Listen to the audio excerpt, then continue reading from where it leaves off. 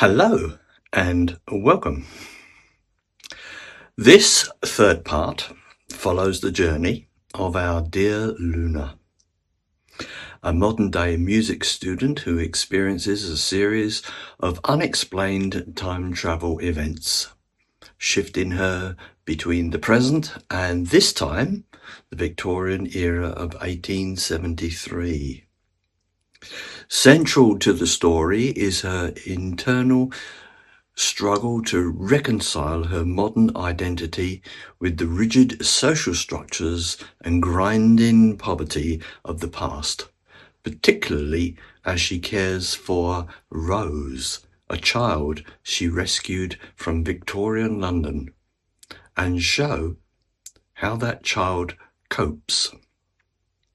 The story highlights the emotional isolation of living with a secret no one believes, alongside Luna's desperate quest to use time manipulation to save her friend Sophia from a tragic fate.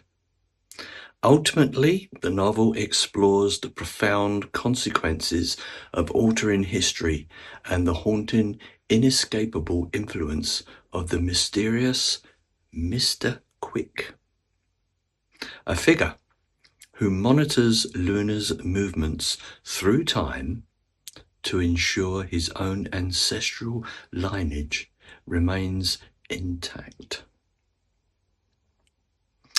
Of course, the next part will be put up the day after tomorrow, and I hope you enjoy the AI voices. I know it's mad, but they seem to enjoy the story. If you would like to subscribe and ring that bell, then that would be wonderful. And if you comment, I will read and reply to everybody. Good day. I want to start today with a question that it sounds a little bit like a party game, Sure. but if you really sit with it, it gets uncomfortable. And it gets uncomfortable very, very quickly. Okay, I'm listening. If you had the absolute, undeniable power to change a tragedy in your past, would you do it? Well, the immediate, the knee-jerk reaction for most people is yes, of course. You'd undo the car crash. You'd prevent the Wouldn't he sick. save the friend? He'd save the friend, absolutely. Exactly. It feels like a total no-brainer. But here's the real question, the one that kind of keeps you up at night. What if you knew for a fact that the cost of fixing that past tragedy was erasing the very best thing that happened to you in the present? Ah. What if saving a ghost meant killing a living, breathing reality?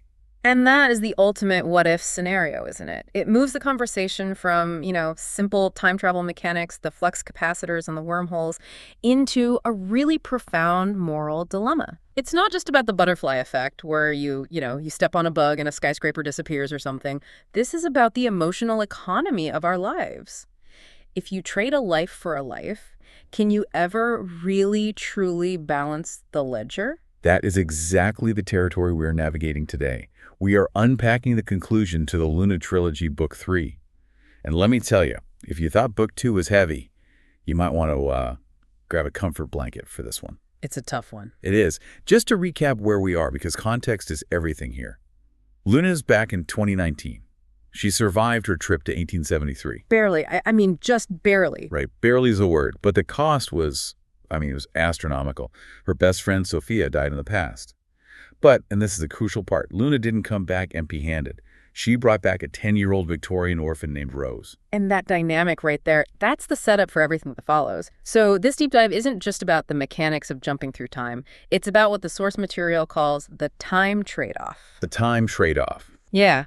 We're analyzing the first-person narrative, which is titled Book 3, I Return to 1873. And we have a massive amount of ground to cover here. We're talking about Luna's struggle with PTSD in the modern world, the immense, just crushing pressure to return to the past, her second trip back under the guise of Sora, and the heartbreaking reality of what happens when you actually alter the timeline. So let's stop looking at the summary for a second and really look at the human being in the center of all this. Yeah. We open in 2019. Luna is back. And the source material, it paints a picture that is honestly hard to look at.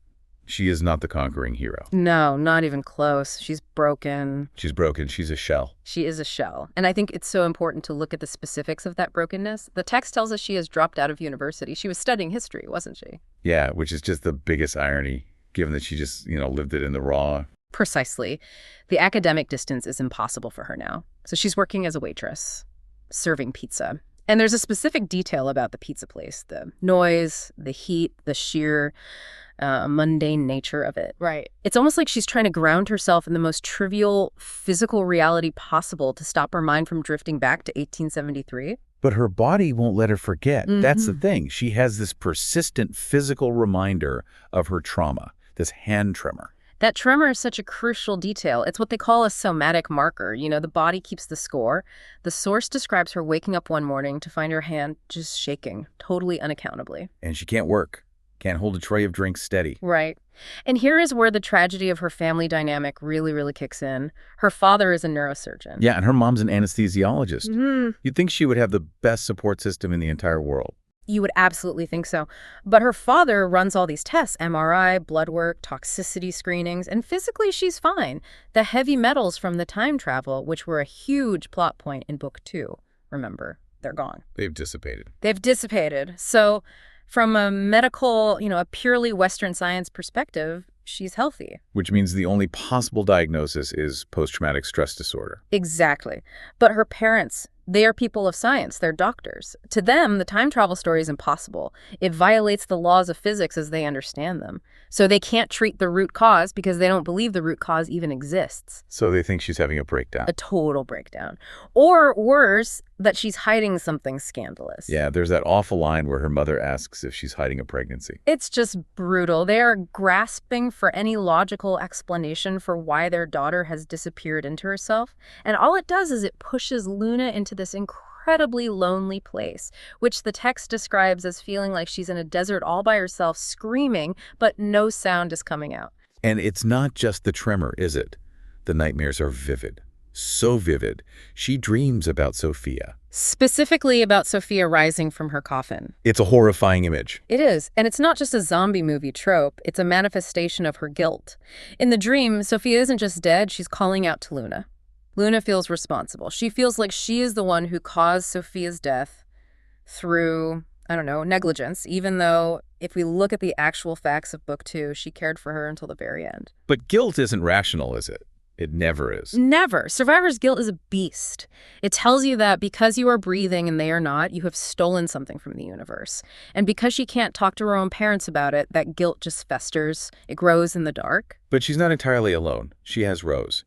And I have to say, the descriptions of Rose, this little Victorian street urchin, trying to adapt to 2019, are some of the most entertaining, but also, I think, the most insightful parts of the source material. Oh, totally. It's absolute culture shock. Total culture shock. And I love that the author didn't just gloss over this. I mean, if you brought someone from 1873 to 2019, they wouldn't just marvel at the cars and planes. Yeah. They would be fundamentally confused by the physics of our daily lives, things we don't even think about. Like the balloons. The balloons, yes. Rose is terrified of them. To her, a floating, colorful orb that just hangs in the air, that's unnatural. It's witchcraft. Or the ballpoint pens. There's this scene where she's trying to write, and she keeps stopping to look for an ink pot. And she asks Luna, where does the black blood come from? Black blood. That's such a perfectly Victorian way to describe ink. It just highlights how alien our modern convenience is. But my absolute favorite observation from Rose, and the one that really makes you stop and think, is her trip to the supermarket. Oh, the Tesco scene. This part, it cracked me up, but then I thought about it for a second, and it's actually really sad. She sees overweight people in the aisles. And what is her reaction? Not curiosity, but, Judgment. She thinks they're worshiping gluttony. yeah. She grabs Luna's arm and whispers that the devil must be inside them. She literally cannot comprehend why people would keep eating if they aren't actively hungry. Exactly, because we have to remember where Rose came from. The gutters of 1873. Starvation was a daily, pressing reality. The concept of excess calories is completely foreign to her.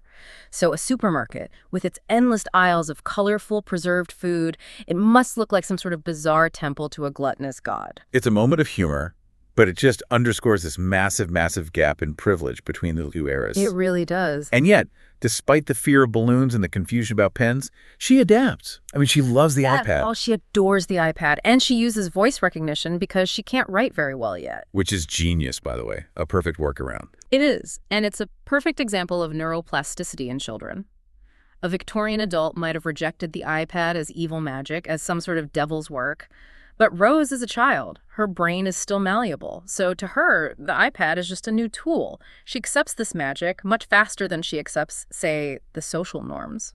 And for Luna, though, Rose isn't just a funny roommate who's discovering the modern world. She is the anchor. The anchor, yes. She is the life-for-a-life trade.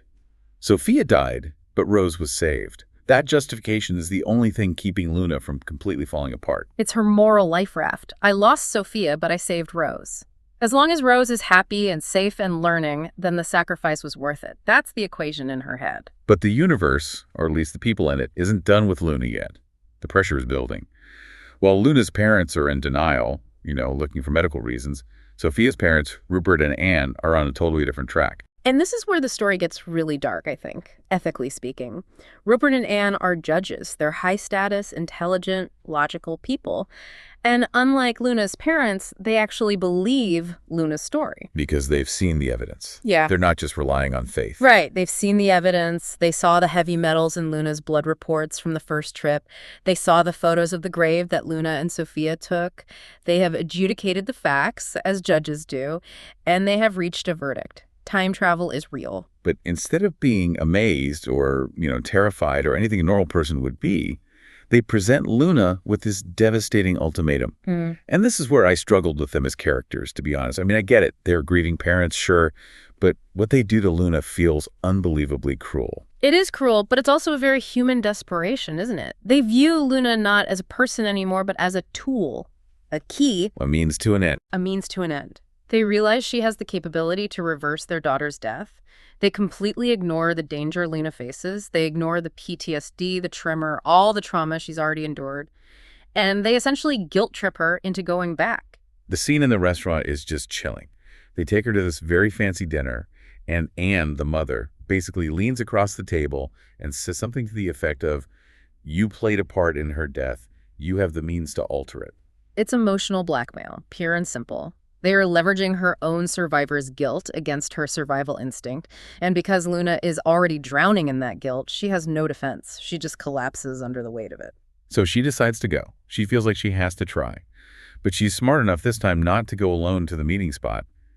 She takes a coworker, this woman Eleanor, along with her. And Eleanor is a total skeptic, right? She thinks Luna is having some sort of psychotic break, but she agrees to go to Temple Gardens just to make sure Luna doesn't, hurt herself or get into trouble. Which is a good friend, actually. A very good friend. And this scene at Temple Gardens is pivotal because it's the first time we get third-party verification of the supernatural. They go there, the three of them, Luna, Rose, and Eleanor, and the phenomenon occurs.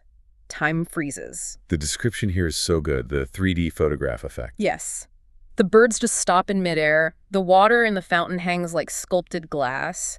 And the only thing moving is the wind in Rose's hair, which is such a creepy little detail. It's like the universe is holding its breath. It is. And then, out of nowhere, Mr. Quick appears. And he is not the friendly, cryptic tour guide he was in the first book. Far from it. He is furious. You have to understand, from Mr. Quick's perspective, Luna is a nuisance. She is a glitch in the system, an error. A rogue variable. A rogue variable, exactly. He basically tells her, "I'm done with you." He threatens her explicitly. He says he will send her to the London Blitz in World War II or the Tudor era, where she'll be burned as a witch if she keeps interfering. Which is a terrifying threat. Imagine landing in 1940 during a bombing raid with no papers, no context. Or 1530 with a tongue stud and a zipper on your jeans, you'd be dead in an hour. It's a very real threat. But Luna is desperate. She's at the end of her rope. She demands to save Sophia. She actually stands her ground against this terrifying, time-bending entity. And surprisingly, despite all the threats, he caves. He does. He sends her back.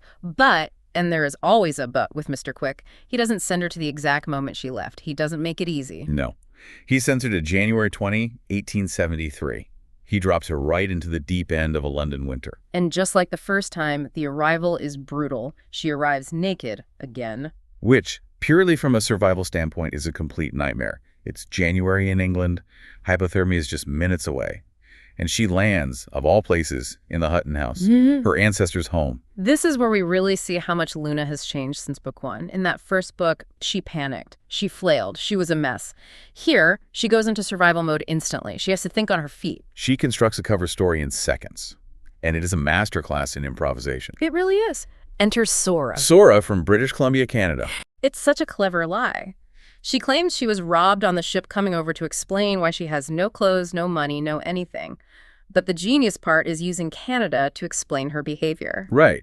Oh, I'm not rude, I'm just colonial. It's the perfect excuse. It is. She uses the "I'm from Canada" line to explain away everything that makes her seem modern and out of place. Why is her hair short? Oh, it's the style in the colonies. Why is her manner of speaking so direct? Well, Canadian women are forward. She even explains her tattoos. That part made me laugh out loud. She tells them that Prince Albert has tattoos, so it's actually the height of fashion. Which is a brilliant piece of manipulation because the Victorians were utterly obsessed with the royal family. If Prince Albert has one, well, it must be civilized. It must be okay. She creates this entire persona of a rugged, independent colonial widow, which allows her to get away with social breaches that a proper English Victorian lady could never, ever commit. So she manages to infiltrate the Hutton household. And the cast of characters is familiar to us, but the dynamic is totally different this time around. You have Hugh and Elizabeth, the patriarch and matriarch. They accept her as a charity case. Which tells you a lot about Victorian charity. It wasn't just about helping people, it was a status symbol. Look at us, the benevolent Huttons, taking in this poor colonial widow. It elevated their social standing in the community. Then there's Horatio, the son. Now, this is incredibly awkward because in book 2, Luna and Horatio were, well, they were very involved. Involved is a polite way of putting it. They had a baby together. Right, so the complexity here is just off the charts. He recognizes her instantly. He knows it's Luna. But she forces him to play along with the Sora charade. He has to pretend this woman, the mother of a secret child, is a complete stranger. The tension in those scenes is just palpable. You can almost feel it humming off the page. And then there's Nanny Alma. I love Nanny Alma. She's the sharp-eyed servant who sees everything and says nothing. Because the servants always know. There is that fantastic scene where Luna is in the kitchen late at night getting some warm milk, and Nanny Alma confronts her. She doesn't yell. She just, very quietly says, "I'm not as thick as the mistress. I know who you are." But she keeps quiet. Like, why not expose her? To protect the family reputation. A scandal involving a returned lover or a time traveler, that would ruin the Hutton name. Silence is the currency of the servant class. Her loyalty is to the house, not necessarily to the truth. But there's a new player in the house this time, Euphemia, or Effie. She's a wealthy orphan, a ward of the state, who's living with the Huttons. And Effie is crucial. She represents the ideal Victorian woman that Luna is pretending not to be. She's soft, she's compliant, she's obsessed with sentimental novels, but Luna, as Sora, becomes her companion. And through this friendship, we get a front row seat to the reality of Victorian life. And I'm glad the podcast outline calls this segment Medicine, Mud, and Morality because it is not the glossy Downton Abbey version of the 19th century. No, it is grim. It is so grim. Let's talk about the medicine first. Well, Luna falls ill with appendicitis. Now, in 2019, that's a routine laparoscopic surgery. You're in and out, you're home the next day probably, in 1873. it's a death sentence that you might, if you're very, very lucky, survive. We're talking about surgery before the widespread acceptance of germ theory. There's no sterile environment. The surgeon probably wore a frock coat that was stiff with the blood of his previous patients. Ugh. Yeah, they didn't wash their hands between procedures. It was just a butcher shop. The description of the surgery in the book made me physically cringe. Yeah. They operate on her on a kitchen table. A kitchen table. And the anesthesia. It's not a carefully monitored gas, it's laudanum. It's a mixture of opium and alcohol. You aren't really asleep, you're just too drugged to scream or fight back. The trauma of that surgery alone would be enough to break someone. But she survives. And the recovery process is, well, it sounds incredibly boring and awful.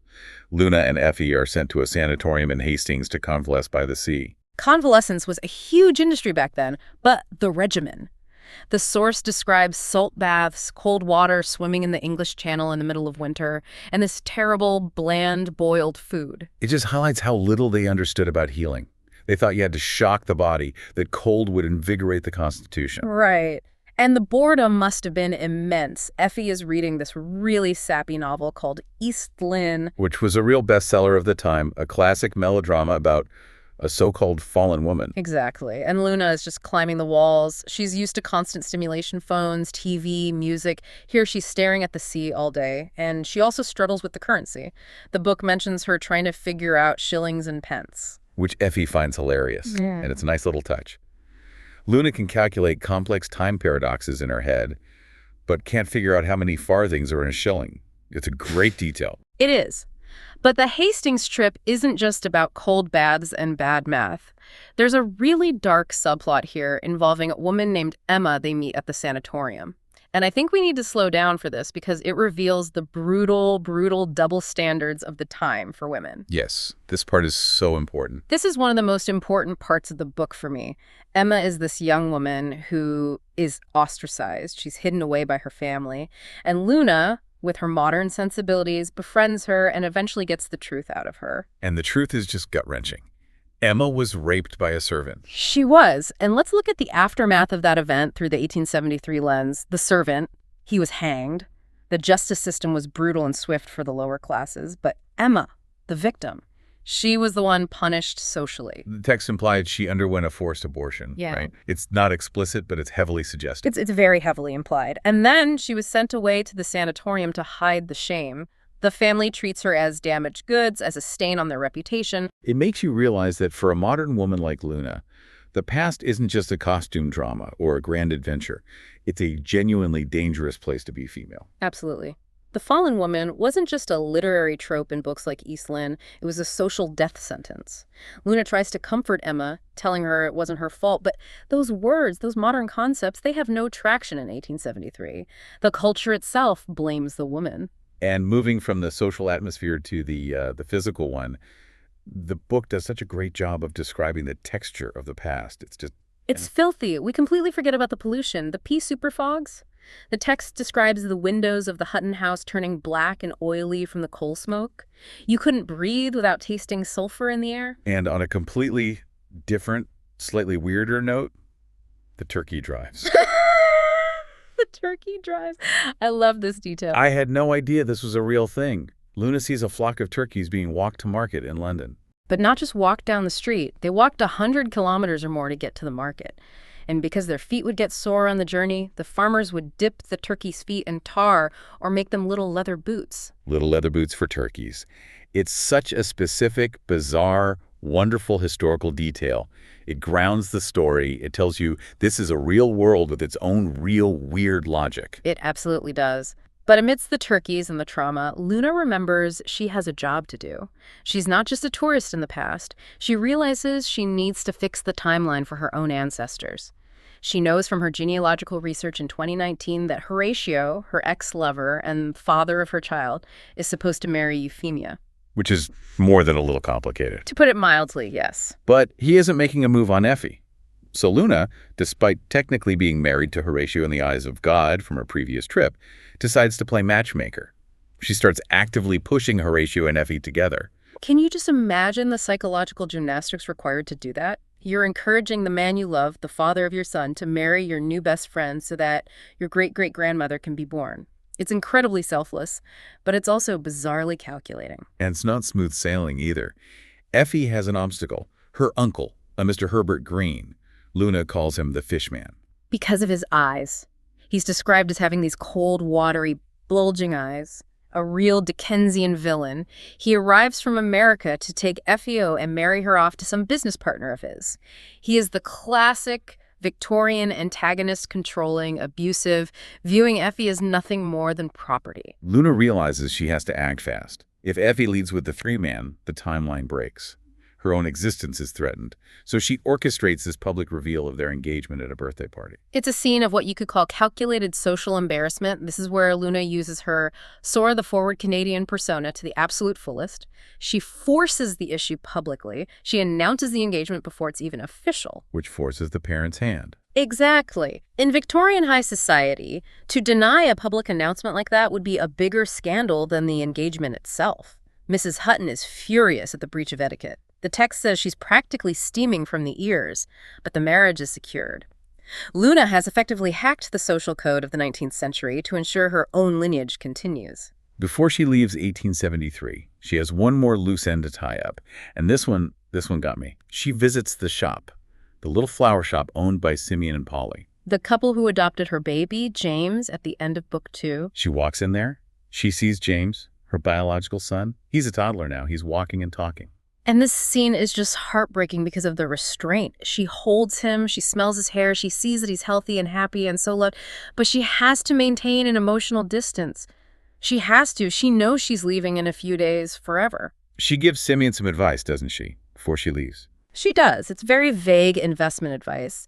She tells him that wars are coming, but people will always need flowers for funerals and for weddings. She tells him the shop will survive. She's trying to ensure their prosperity without giving away too much about the future. It's a quiet, poignant moment of closure. She's saying goodbye to the life she could have had as a mother in that time. It's her final act of love for her son, securing his future. And then the year is up. It's January 1874. Luna goes down to the river to meet Mr. Quick. And she is done playing games. She is done being his pawn. She issues her ultimatum. This is the climax of her negotiation with time itself. Mr. Quick warns her again. He mentions the brother and sister, her modern descendants who are living in Royal Crescent. He's very protective of the established timeline. But Luna demands he fulfill his end of the bargain. She wants Sophia back. She argues that Sophia deserves to live. She makes a moral case for it. And Mr. Quick's response is so chillingly logical. He implies that saving Sophia will change the turn of events. He agrees, but his whole demeanor suggests there's a catch. And with Mr. Quick, there is always a catch. He's like a genie granting a wish. You have to be so careful how you phrase it. So she jumps. She travels. She wakes up back in 2019 in an alleyway covered in filth. And let's be real about time travel for a second. It's not glamorous. Not in this book, it's not. She vomits. She smells like the River Thames in 1874, which is effectively an open sewer. She's covered in mud and grime. It's visceral and disgusting. But she looks up, and Sophia is there. Sophia is alive. She's standing there looking utterly confused, holding her nose at the smell, but she is real, and she is solid, and she is breathing. She has no memory of dying. None whatsoever. She remembers being attacked in the past, blacking out, and then waking up here in this filthy alley with Luna. To Sophia, no time has passed, but for Luna, she's lived an entire extra year in the 19th century. She has aged. She has physical and emotional scars that Sophia can't see. They return to the present. Sophia's parents, the judges who blackmailed Luna into going back, are overjoyed. It seems like the perfect happy ending. They got what they wanted. Luna got her friend back. It seems that way on the surface. But then, the gut punch, the twist that changes the entire meaning of the trilogy. Luna goes to the flat she shared with Rose. She expects to see the little girl she raised, the girl who was terrified of balloons and loved the iPad. And the flat is empty. Not just empty, it's clean. It's sterile. There are no toys, no drawings on the fridge, no scuff marks on the walls. It's erased. The entire existence of Rose has been wiped from the timeline. In this new reality where Sophia lived, Luna never went back the first time in the same way. She never found Rose starving in the gutter. She never saved her. It's the time trade-off. A life for a life. Sophia confirms it. She has no idea who Rose is. She looks up the records and says Rose died 100 years ago. Just let that sink in for a moment. Luna realizes that by saving her best friend, she condemned a child to death in the past. She effectively killed Rose to save Sophia. That is just devastating. It creates what you could call survivor's guilt 2.0. Luna has her best friend back, which is what she desperately wanted. She accomplished the mission. But she has lost the child she grew to love. The happy ending is tainted by this deep, invisible loss. And the worst part is, no one remembers Rose but Luna. To the rest of the world, Rose was just another anonymous Victorian orphan who died of cold or starvation in 1873. And Luna starts to question her own sanity. Did Rose even exist? Was she a hallucination brought on by trauma? But the author gives us, and Luna, concrete proof that she wasn't. First, Luna still has the hand tremor. The physical damage remains from her ordeal. And then she finds something in her bag. Something that shouldn't be there. The packet of photos. Yes, the little photographic portraits of her and Effie in Hastings. She had left them in the past. The narrative is very clear. She distinctly remembers leaving them on a dresser in 1874, but they're in her bag in 2019. What does that mean? Why are they there? It's ambiguous, of course, but I interpret it as Mr. Quick, despite his cold, mechanical, almost godlike nature, granting her a single mercy, a memento. It's his way of saying it was real. It proves it all happened. The memory of Rose is real. The pain is real. It wasn't a dream. The final scene has Luna and Sophia visiting the Hutton house at Royal Crescent in 2019. It's a museum now. And they see the descendants, the brother and sister Mr. Quick warned her about. And Lena just stands there looking at this house. She knows the secret history of every brick. She knows the people who live there, who loved there, and who died there. She knows deep in her bones that she is the reason those two descendants even exist. But she's an outsider again, a ghost at the feast. It's such a powerful ending because it centers on the burden of knowledge. Luna carries the history of that house and of her own life in a way no one else possibly can. She knows the cost of the present moment. Exactly. She knows that the peace and prosperity of the present is built on the bones of the past, on choices and sacrifices that nobody else will ever see. So, bringing it all back to where we started, that question of changing the past. Luna did it. She went back. She changed it. She saved her friend. But the cost was a child's life. It highlights that history isn't just a collection of dates and events, it's people, it's individual lives. Every change you make has a ripple effect on a human life. Luna saved her friend but sacrificed a child to the gutter of history, and it forces us to ask, is any one timeline truly right? Or are we just constantly trading one tragedy for another? And that leads us to our final provocative thought for you to chew on. At one point, Mr. Quick mentioned other experiments. He implied Luna wasn't the first person he'd done this with. He did, which opens up a really terrifying possibility. Are there other people walking around 2019 who are actually displaced from time? Are there others who have made these impossible trades? And the big one for you at home. If you could save a loved one, would you do it if you knew, for a fact, that a stranger in the past would have to die in their place? It's a terrifying calculus, and I honestly don't think any of us can answer it until we are standing on that ledge ourselves. Until the next deep dive, keep your eyes on the clock.